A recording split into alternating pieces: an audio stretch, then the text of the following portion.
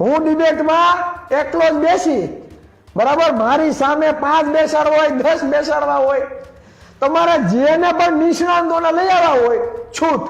ચિરાગ ઝાલા સામે ડિબેટમાં બેસવા માટે તૈયાર છું, પણ ચિરાગ ઝાલાને મારી એટલી ચેલેન્જ છે કે અમારો પ્રશ્ન, અમારો સવાલ મંત્રી પરસોત્તમભાઈ સોલંકી અને હીરાભાઈ સોલંકીને છે. પરસોત્તમ સોલંકીના નિવેદન બાદ મામલો વધુ ગરમાયો છે.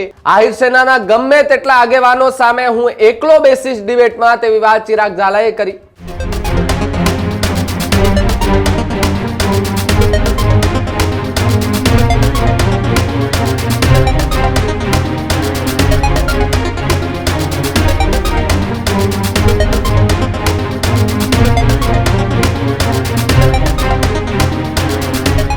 આજના મહત્વના સમાચાર પર તો બગદાણાની બબાલનો વિવાદ વધુ વકરતો જોવા મળી રહ્યો છે. કોળી સમાજ અને આહિર સમાજના આગેવાનો સામે આવી ગયા છે. પરસોત્તમ સોલંકીના નિવેદન બાદ મામલો વધુ ગરમાયો છે. ત્યારે સુરતના કોળી સમાજના આગેવાન ચિરાગ ઝાલાએ એક વિડીયોની અંદર ચેલેન્જ આપી હતી. આહિર સેનાએ ચિરાગ ઝાલાએ આપેલી જે ચેલેન્જ હતી, એ ડિબેટ કરવાની જે ચેલેન્જ હતી, એ સોશિયલ મીડિયાના માધ્યમથી ડિબેટ કરવાની ચેલેન્જ આપી હતી. હીરા સોલંકી અને પરસોત્તમ સોલંકી પહેલા મારી સાથે ડિબેટ કરો, તેવી વાત ચિરાગ ઝાલાએ કરી. આહિર સેનાના ગમે તેટલા આગેવાનો સામે હું એકલો બેસીશ ડિબેટમાં, તેવી વાત ચિરાગ ઝાલાએ કરી. ડિબેટમાં વાત મૂળભૂત સમસ્યાની હોવી જોઈએ, તેવી વાત પણ ચિરાગ ઝાલા કરતા દેખાયા. ચિરાગ ઝાલાની ચેલેન્જને આહિર સેના ગુજરાતે સ્વીકારી છે. આહિર સેનાના કોર કમિટીના કેતન વાણિયાએ ચેલેન્જને સ્વીકારી છે. પરસોત્તમ સોલંકી અને હીરા સોલંકી પાસે કોઈ જવાબ નથી, તેવી વાત કેતન વાણિયાએ કરી છે. અને જયરાજ આહિરની પર્સનલ મેટરને સામાજિક મેટર બનાવવાનો દાવો કેતન વાણિયાએ કર્યો છે. આરોપી છે કે નહીં તે કોર્ટ મેટર છે અને કોર્ટ નક્કી કરશે કેટલી સજા આપવી, તેવી વાત કેતન વાણિયા કરતા દેખાય છે. ત્યારે બગદાણાની બબાલ અને બગદાણાની બબાલ વચ્ચે જે પ્રમાણે બે સમાજોના જે આગેવાનો છે એ સતત ને સતત આમને સામને જોવા મળી રહ્યા છે. ત્યારે કોળી સમાજના કેટલાક આગેવાનો કે જેઓ કોળી સમાજના યુવાનો કેટલાક વિડીયો સોશિયલ મીડિયા પર પોસ્ટ કરતા હોય છે અને સાથે જ ગંભીર આક્ષેપ પ્રત્યાક્ષેપો કરતા હોય છે. ત્યારે આહિર સેના પણ હવે મેદાન આવી છે અને એમણે પણ જે આરોપો એમની ઉપર લગાડવામાં આવી રહ્યા છે, જે જયરાજ આહિર અને માયાભાઈ પર લગાડવામાં આવી રહ્યા છે, એ આરોપ એની સામે જવાબ આપી રહ્યા છે, વળતો જવાબ આપી રહ્યા છે. સ્વાભાવિક છે કે આ એક એવી મેટર છે કે જેની અંદર આરોપ પ્રત્યારોપ હોય.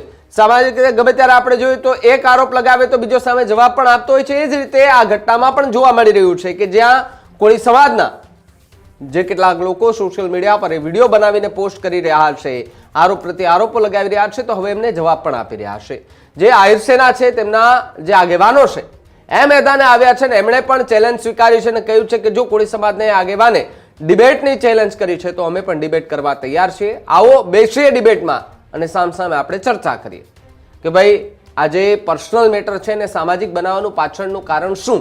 એ સવાલ આહિર સમાજના આગેવાનોનો, કોળી સમાજના જે લોકો જે વિડીયો બનાવીને આરોપ લગાવી રહ્યા છે એમના પર છે.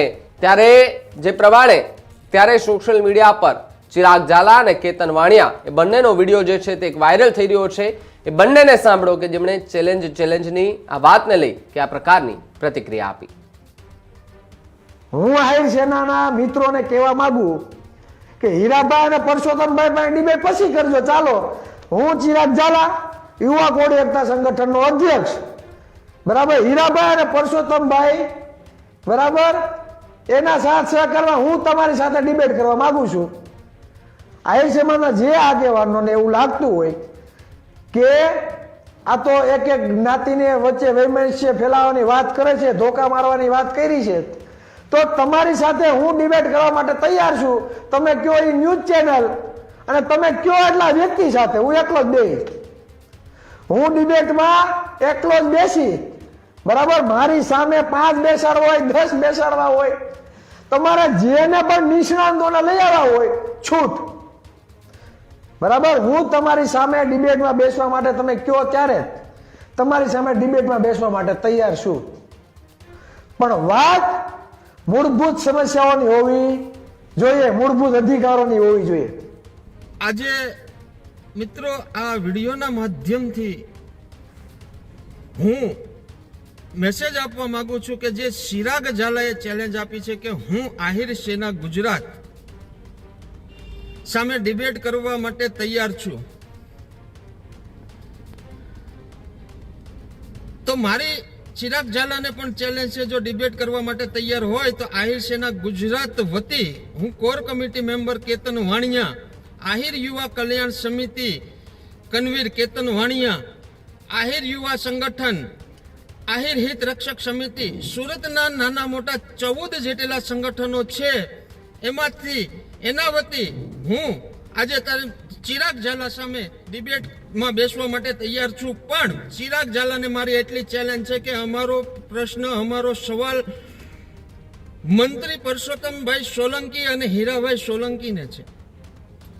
પરસોત્તમભાઈ સોલંકીએ જે દંડા ઉપાડવાની વાત કરી છે, એમની પાસે અમારે જવાબ જોતો છે અને એમની પાસેથી અમારે જવાબ લેવાનો છે. પણ જો ચિરાગભાઈ ઝાલા તમે જો એટલું બધું મિત્ર, તમે અમારા મિત્ર જ છો, જો મિત્ર તમે જો એટલું બધું જો પેલું પાવરથી કહેતા હોય તો આહિર સેના ગુજરાત વતી હું આપની સમક્ષ આપની સામે ડિબેટમાં બેસવા માટે તૈયાર છું અને જવાબ પણ આપીશ.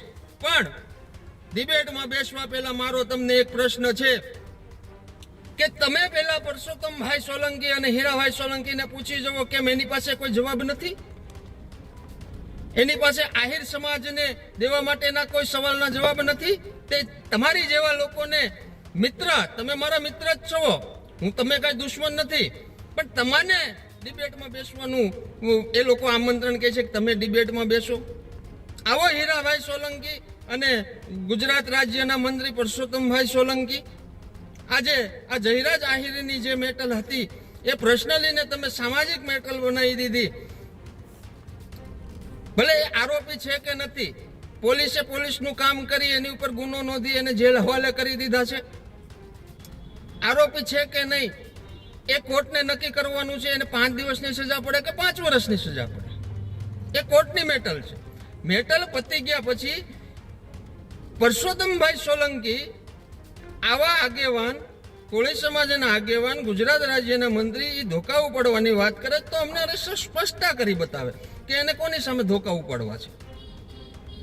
એક બાજુ કહે છે 18 વર્ષને સાથે રાખીને અમે કામ કરી રહ્યા છીએ, તો આહિર સેના ગુજરાતે જે લેટર વાયરલ કર્યો કે કોઈ પણ સમયે ગમે ત્યારે અમે ડિબેટમાં બેસવા માટે તૈયાર છીએ, તો હું કેતન વાણિયા જ્યારે પણ ચિરાગભાઈ ઝાલા મિત્ર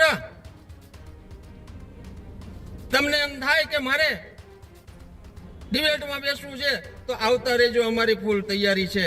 જય જય દ્વારકાધીશ, જય ઠાકર, જય દ્વારકાધીશ.